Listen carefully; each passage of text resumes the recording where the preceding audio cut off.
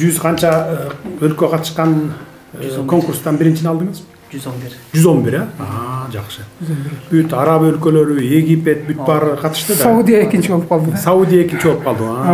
Бахрейн үчүнчү болуп калды. Дүйнө жүзүндөгү дин таратуучулар, диндин мекени экинчини алып калган турбайбы анда? Бул дагы болсо биздин Кыргызстандын жакшы жетишкендиги дин боюнча. Мына биз динге эркиндик беребиз. Ишине аралашпайбыз диндин. Бардыгы каалаган киши өз динин карманат. Намаз окуйт, Куран окуйт дегендей, мечитке барат дегендей. Башка өлкөлөр окшоп биз мисалы чектеп, ары болгула, бери болгула, анан минткиле, тигинткиле дебей элебиз, көрүп атасыңар мисалы.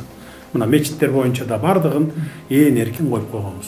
Мына ошонун жыйынтыгы десек болот бу дагы. Ошонун жыйынтыгы. Азаматсыз, Кудай күч кубат берсин. Мындан ары дагы билимиңизди, илимиңизди дин чөйрөсүндө өркүндөтө бериңиз. Башка биздин келечектеги балдарга үлгү болуңуз. Жаш муундарга үлгү болуңуз, мектепте окугандарга, студенттерге дегендей, туура эмес жолдо кетип аткандарды туура жолго бурганга аракет кылыңыз. Ошолорго мына салым кошсоңуз эле сиз Кыргызстанга чоң салым кошкон болосуз. Рахмат. Араб тилде Кыргызстанда үйрөнгөн. Кыргызстан биякта. Бишкектеги Кыргызский университетте.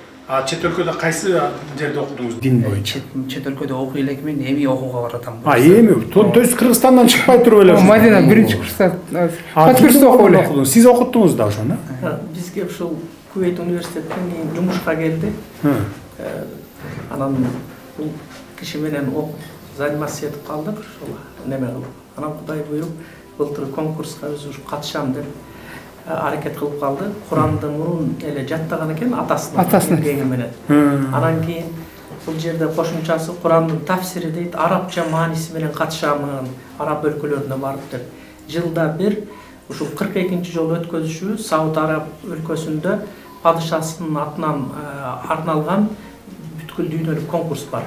Ага катышуунун шарттарынан бири Куранды эле жатка билбестен Курандын маанилерин арабча жаттап билиш керек. Анан ошого даярданды, 3 ай даярданып эле, мына каникулда барып катышты, ошол көзөндө сентябрда бар. Анан ушундай ийгиликке жетип келди. Молодец, азаматсыз. Канчадасыз? Азыр 24-тө. 24, келечек дагы алдыда экен. Аманчылык берсин Кудай. Күч кубат берсин.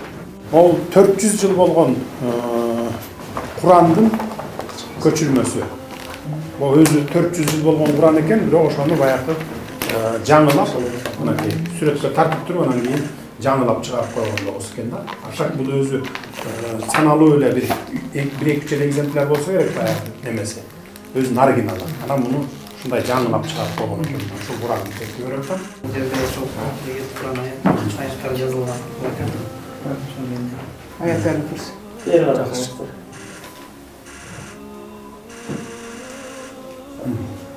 Рахмат.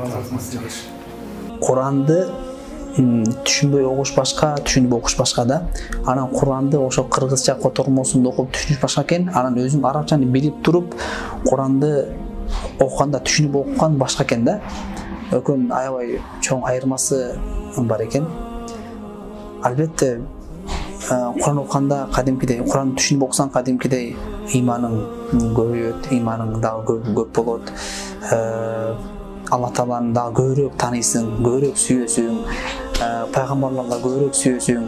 Ал жерде пайгамбарлардын тарыхын, Алла Таала окуяларын айтып кеткен, алардын башына келген сыноолорун окуганда аябай катуу таасирленесиң да. Мен жашоом аябай жакшы экен деп ойлойсуң да.